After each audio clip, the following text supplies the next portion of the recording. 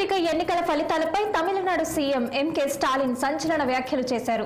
India కూటమి విజయానికి చేరువలో ఉందని కీలక వ్యాఖ్యలు చేశారు స్టాలిన్. జూన్ 4న భారతదేశం కొత్త ఉదయానికి నాంది పలుకుతుందని పేర్కొన్నారు. ఇండియా కూటమి అధికారంలోకి రావడం ఖాయమని తన ఎక్స్ ఖాతాలో పోస్ట్ చేశారు స్టాలిన్.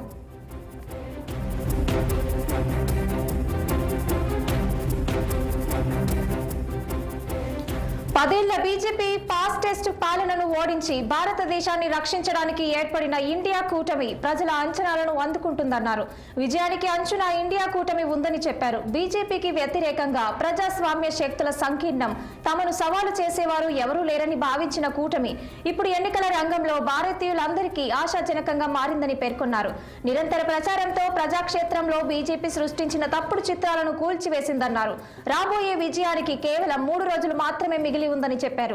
ఓట్ల లెక్కింపు ప్రక్రియలో అప్రమత్తంగా ఉండాలని తెలిపారు. ఇండియా మీటింగ్ లో తమ పార్టీ తరపున టీఆర్ బాలు ప్రాతినిధ్యం వహిస్తారని స్టాలిన్ చెప్పారు.